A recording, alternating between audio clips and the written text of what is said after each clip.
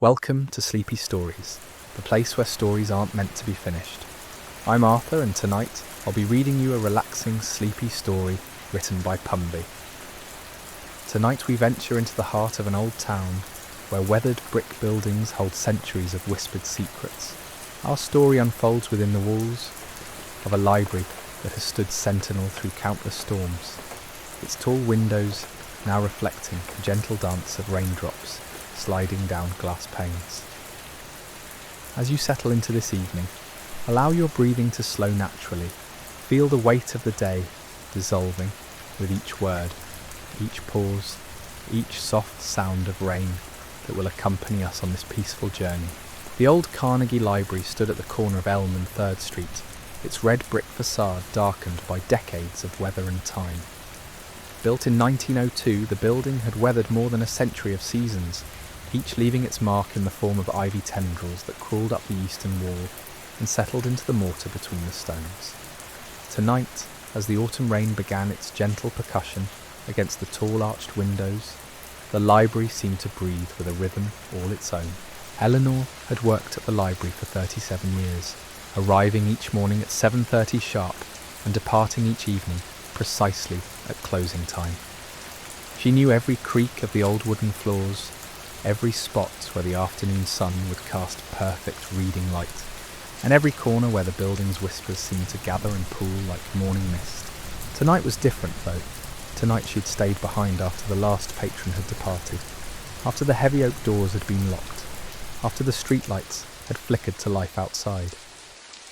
The rain had started as she was reshelving the final cart of returns, beginning as a soft pattering that gradually grew into a steady rhythm. She paused in the poetry section, listening to the way the sound seemed to transform the familiar space into something altogether more mysterious. The drops traced lazy paths down the tall windows, each streak catching the warm glow from the reading lamps she'd left burning throughout the main hall. Moving through the stacks with practiced familiarity, Eleanor found herself drawn to the older sections of the collection. Here, between the leather-bound volumes of local history and forgotten memoirs, the air held a different quality. It was thicker somehow, weighted with the accumulated presence of all the stories that had passed through countless hands over the decades. She ran her fingers along the spines of books that hadn't been checked out in years, feeling the smooth leather and cloth bindings that had been crafted when such attention to detail was simply expected. In the reference section, moonlight filtered through the rain-streaked windows, casting shifting patterns across the mahogany tables where generations of students had bent over their research.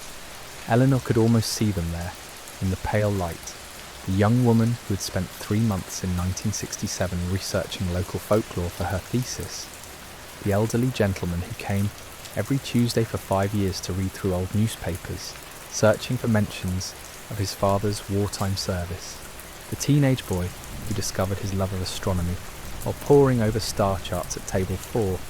The building seemed to settle deeper into itself as the rain intensified.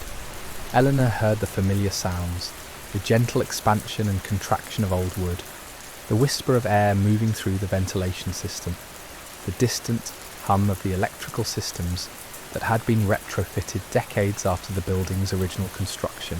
But tonight these sounds wove together with the rain to create something like music, a symphony of shelter and story that made her reluctant to leave.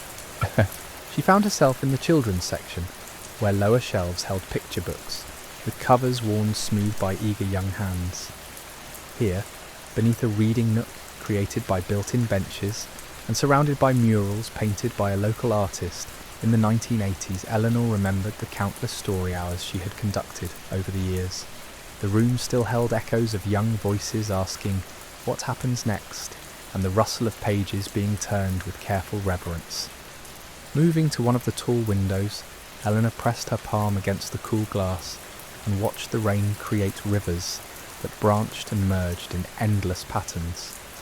Each drop seemed to carry its own small story as it traced its path downward, gathering others along the way, growing stronger and more purposeful as it journeyed toward the earth below. The streetlight outside cast everything in a warm, amber glow that made the rain appear almost golden as it fell. The main circulation desk stood empty now, its polished wood surface reflecting the soft light from the banker's lamps that lined the reference area. Eleanor had spent thousands of hours behind that desk, helping patrons find exactly the right book, the perfect resource, the story they didn't even know they were seeking.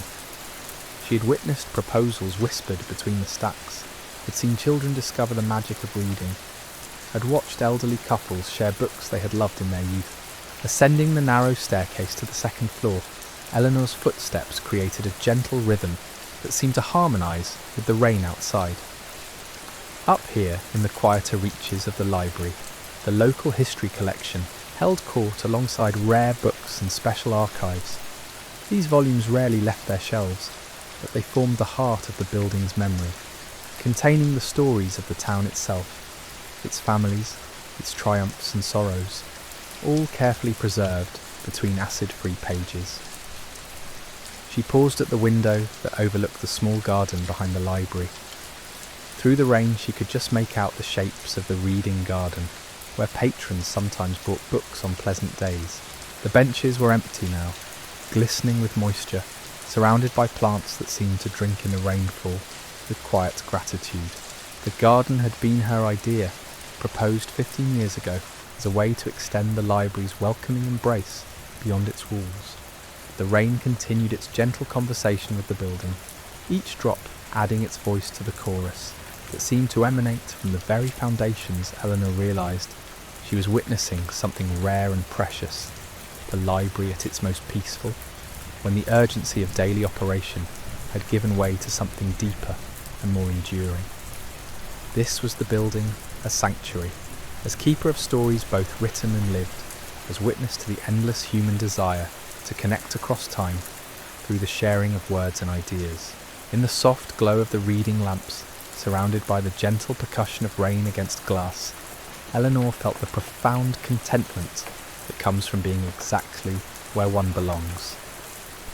The library breathed around her, its rhythm steady and reassuring, promising that this moment of perfect peace would continue through the night, sheltered and serene, as countless stories waited patiently on their shelves for tomorrow's readers to discover them once again.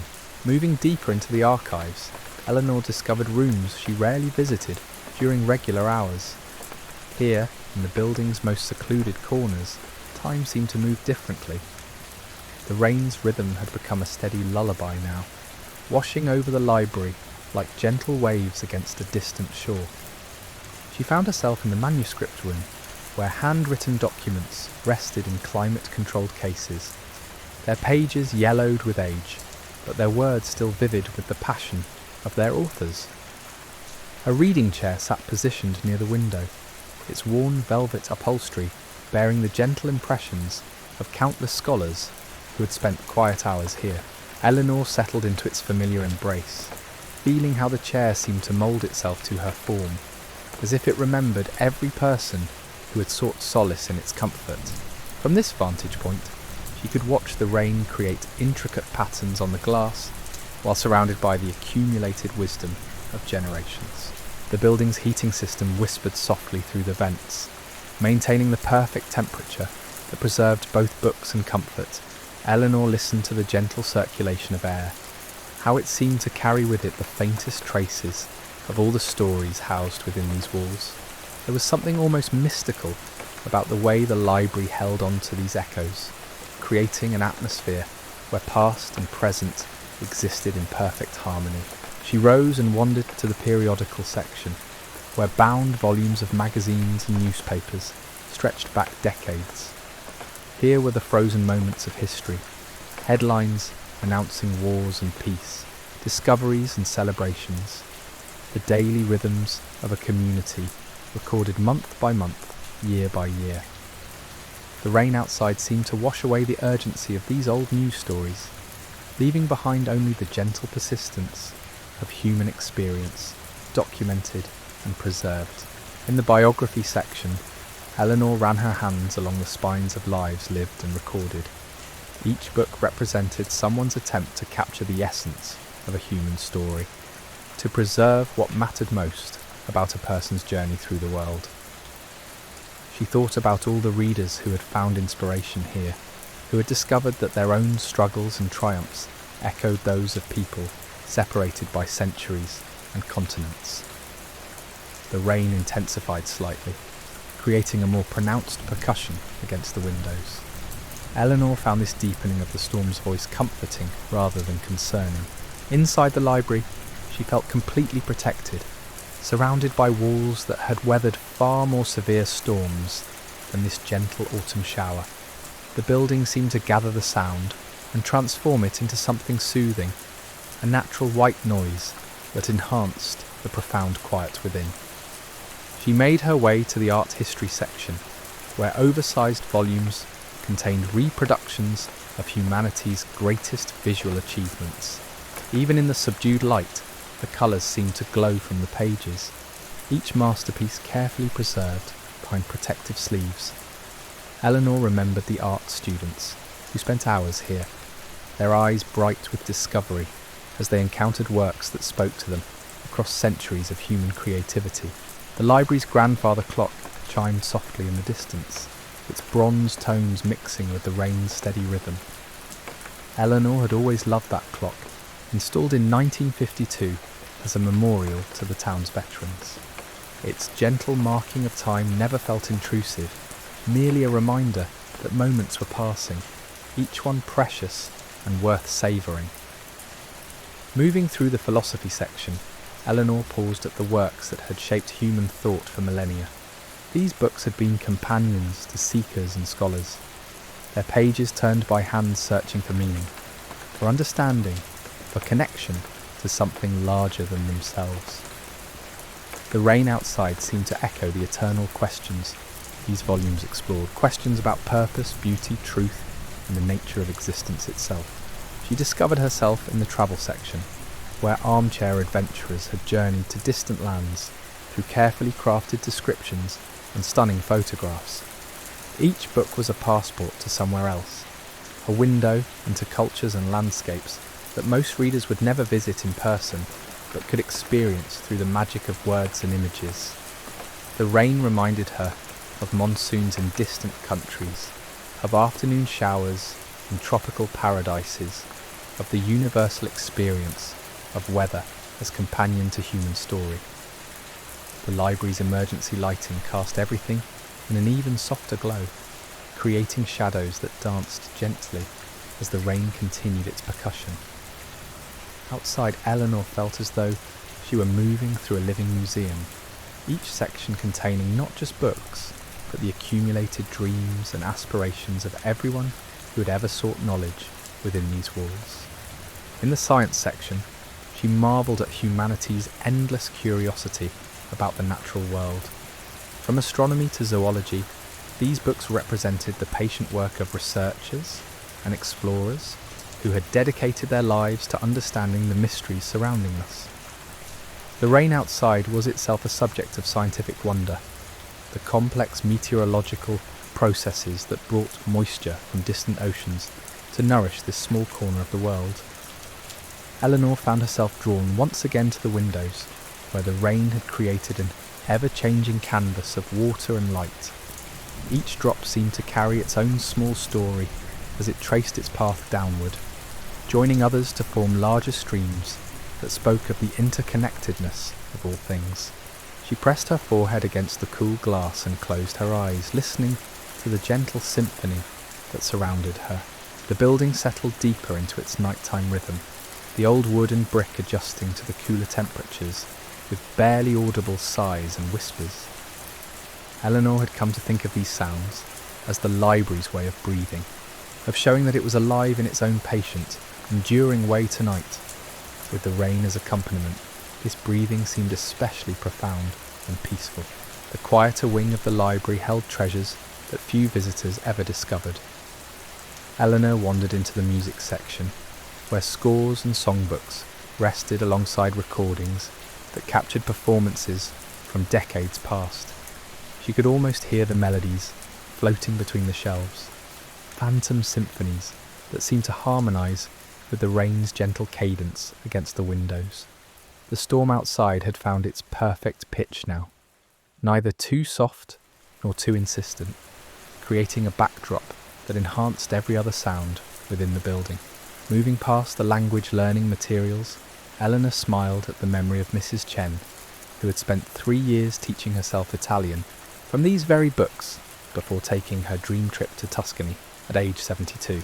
The dedication and hope contained within these pages felt almost tangible, as if the building itself had absorbed the dreams of every person who had ever opened a book with the intention of transforming themselves. In the poetry corner, verses seemed to whisper from their bindings, each collection holding someone's attempt to capture the ineffable in words. Eleanor pulled a slim volume of nature poems from the shelf, feeling the satisfying weight of it in her hands. The rain outside provided the perfect accompaniment for poetry, its rhythm matching the metre of countless verses that had found their way to readers' hearts through these very pages. The building's foundation seemed to pulse gently beneath her feet, a reminder of the solid bedrock upon which all these stories rested.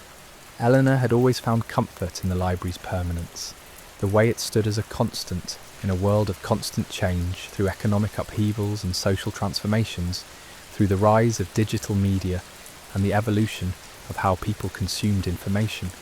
This building had remained a steady presence, adapting when necessary, but never losing its essential character. She discovered herself in the cookbook section, where generations of home cooks had sought inspiration for nourishing their families. The pages of these books bore the gentle stains of flour and vanilla, evidence of recipes tested and perfected in countless kitchens. Eleanor remembered the cooking classes that had been held in the community room downstairs, the way the entire building would fill with the aroma of bread baking or soup simmering. The rain had settled into a rhythm so consistent it had become like breathing, each drop part of an endless conversation between sky and earth. Eleanor found this constancy deeply soothing, a reminder that some things in life maintained their essential nature, regardless of the chaos that might swirl around them. The library felt like such a constant, a place where the fundamental human need for story and connection would always find sanctuary.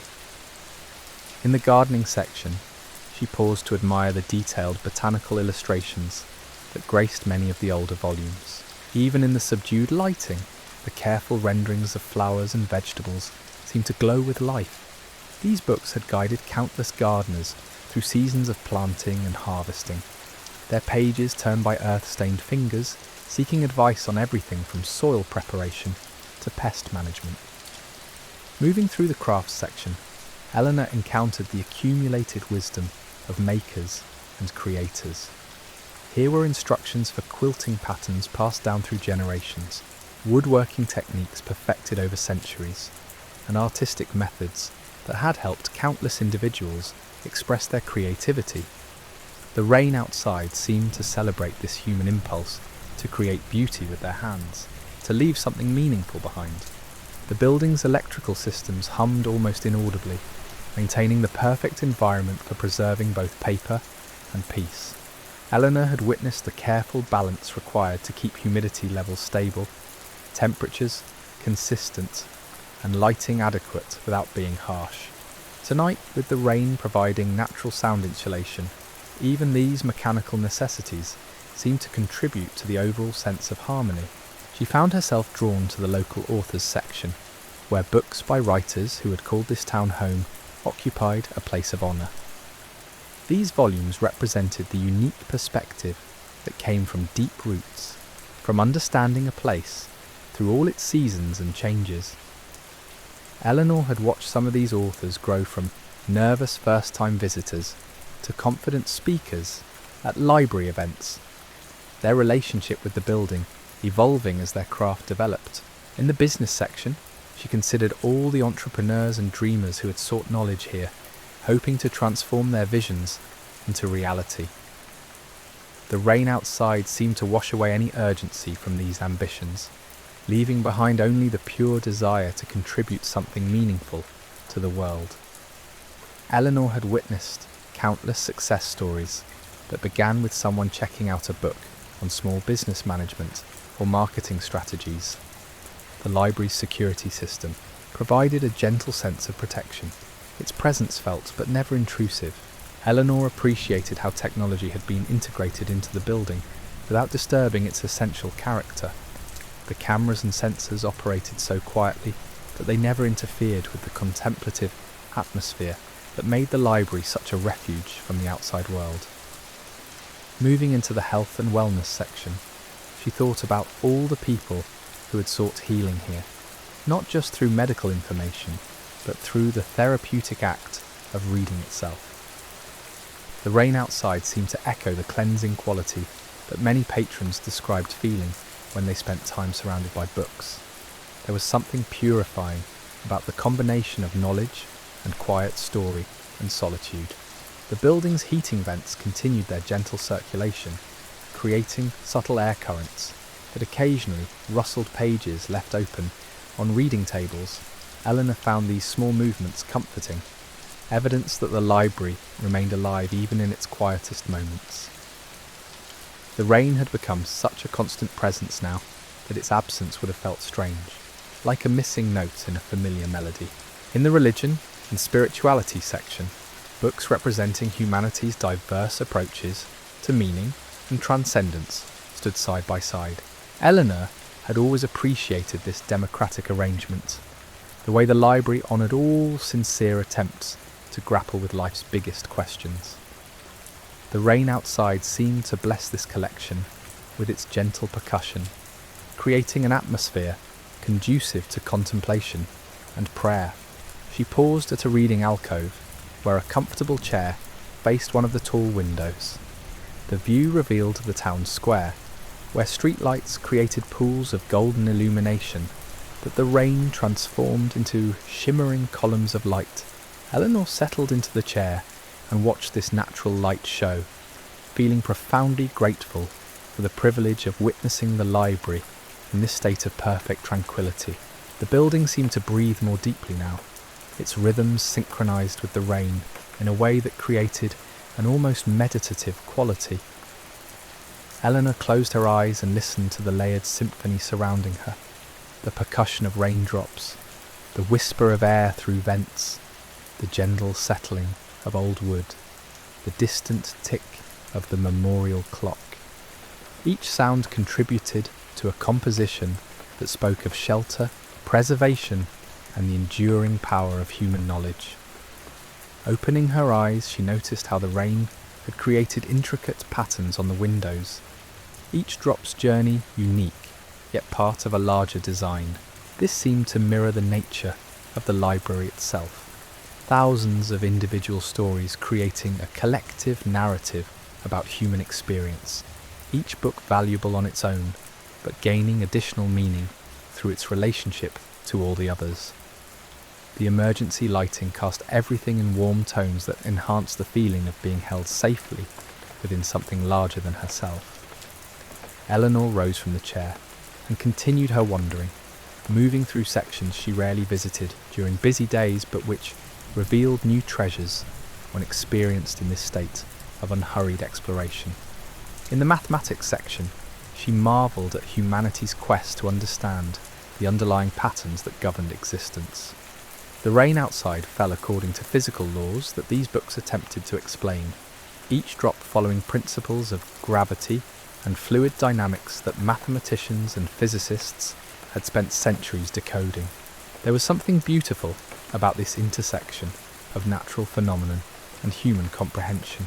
The library's foundation felt especially solid beneath her feet, a reminder of the careful engineering that had allowed this building to stand for more than a century.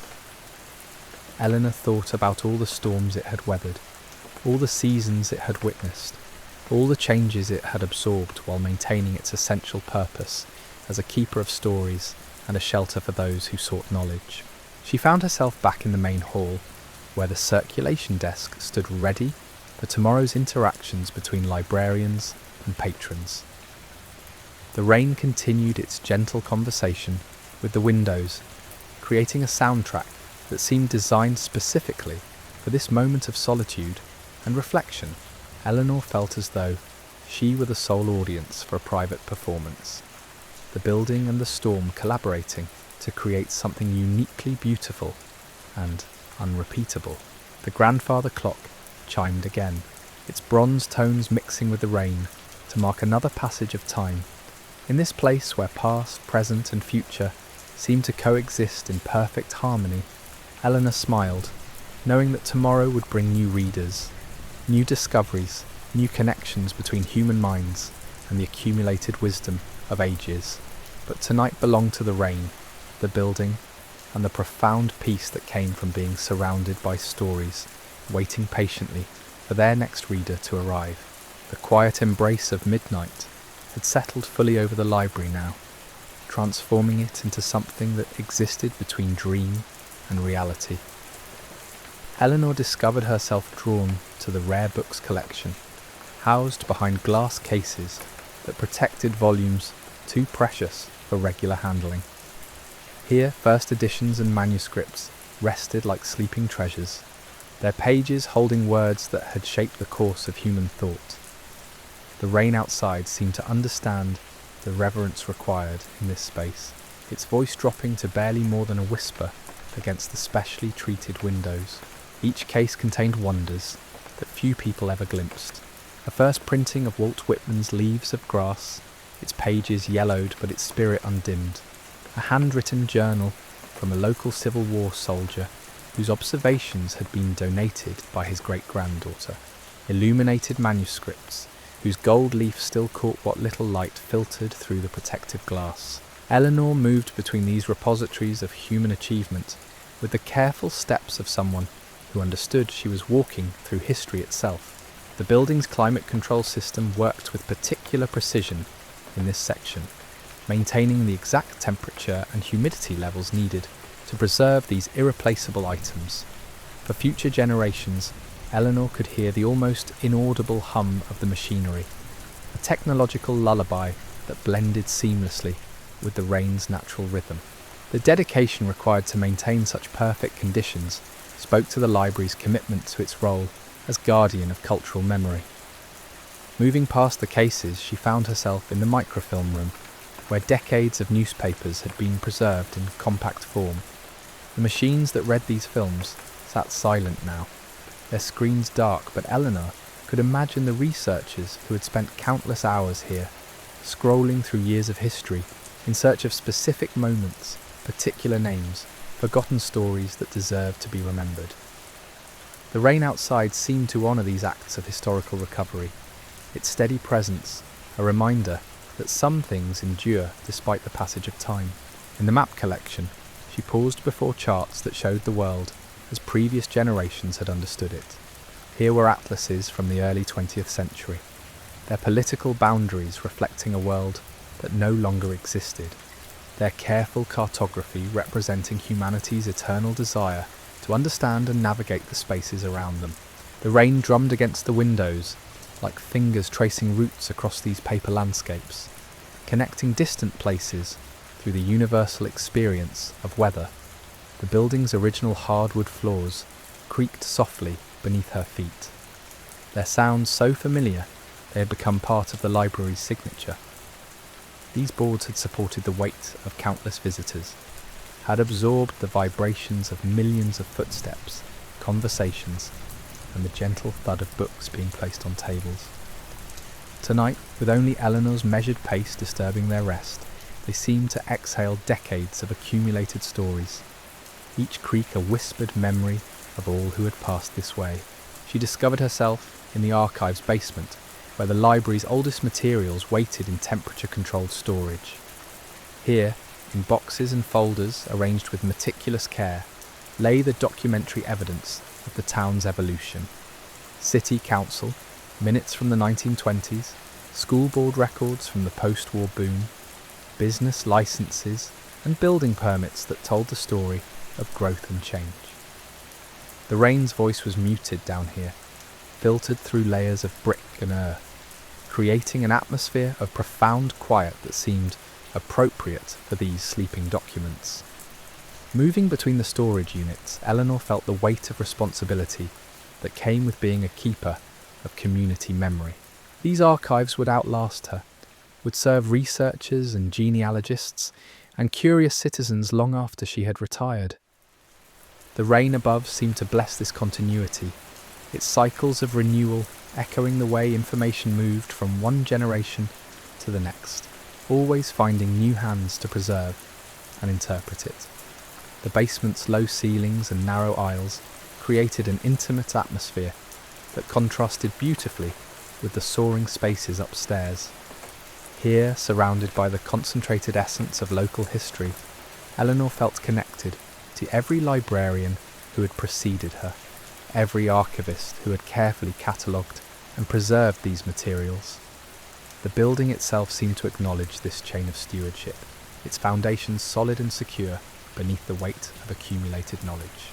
Ascending the stairs back to the main floor, she emerged into the familiar territory of the circulation area, but now it felt transformed by her journey through the building's hidden spaces. The rain had intensified slightly, creating more complex rhythms as it struck different surfaces. The metal gutters, the slate roof, the broad windows that faced the street. This natural percussion section added depth to the library's nighttime symphony, each surface contributing its own voice to the overall composition. The reading tables stood empty but expectant, their polished surfaces reflecting the soft glow from the banker's lamps that Eleanor had left burning. Tomorrow these tables would again host students preparing for exams, researchers pursuing their passions, elderly patrons reading their morning newspapers, children discovering the magic hidden between covers. But tonight they served as silent witnesses to the building's peaceful solitude, their expectant emptiness somehow more eloquent than any crowd of busy readers could have been. Eleanor found herself drawn to the periodical section, where current magazines and newspapers offered windows into the contemporary world. Even these recent publications seemed to gain gravity in the library's atmosphere, their urgent headlines and breaking news softened by the building's emphasis on permanence and reflection. The rain outside provided perspective, its ancient rhythm reminding her that today's crises would eventually take their place in the historical record, preserved but no longer pressing. The children's area beckoned with its lower shelves and colourful displays designed to welcome the youngest patrons into the world of reading. Eleanor moved through this space with particular tenderness, remembering the countless story times she had conducted here, the way young faces would light up at the revelation that pictures and words could transport them anywhere they wished to go. The rain seemed especially gentle here, as if acknowledging the precious nature of these first encounters with literary magic. In the young adult section, she considered all the teenagers who had found refuge here during the difficult years of growing up. These books had provided companions for lonely adolescents, mirrors for those struggling with identity, maps for those trying to navigate the complex terrain between childhood and adulthood. The library had been a safe harbour for so many young people over the years, a place where questions were welcomed and exploration was encouraged. The building's heating system continued its quiet work, maintaining the perfect temperature for both comfort and conservation. Eleanor had come to appreciate the delicate balance required to keep the library functioning optimally, warm enough for patrons to feel welcome, cool enough to prevent damage to materials, humid enough to prevent brittleness, dry enough to prevent mould. The rain outside contributed to this balance, its presence affecting the building's internal climate in subtle but important ways. Moving through the fiction section, Eleanor felt surrounded by thousands of imaginary worlds, each book a doorway to somewhere else entirely. The rain seemed to enhance this sense of infinite possibility, its sound suggesting distant places and different times. She thought about all the readers who had lost themselves in these stories, who had found solace, adventure, romance and wisdom between these carefully arranged covers. The non-fiction shelves offered their own form of magic, the accumulated knowledge of human civilization, organised and accessible to anyone curious enough to seek it, from cooking techniques perfected over generations, to scientific discoveries that had revolutionized understanding of the natural world. These books represented humanity's dedication to learning and sharing what had been learned. The rain outside seemed to celebrate this impulse toward knowledge, its steady presence a reminder that curiosity and wonder were as natural as weather itself. As the hours deepened and the rain continued its gentle benediction upon the old Carnegie Library, Eleanor finally understood what she had always sensed but never fully grasped, that this building was more than brick and mortar, more than books and shelves. It was a living repository of human connection, a place where every story ever told seemed to whisper in harmony with the storm outside. The rain began to soften now, its voice growing lighter as dawn approached somewhere beyond the horizon, and Eleanor knew that soon she would need to leave this perfect sanctuary of solitude and story, but she would carry with her the memory of this night, when the library revealed its deepest secrets, and the rain sang its most beautiful lullaby, reminding her that some places hold magic that transcends the ordinary world, offering shelter not just for books but for the very soul.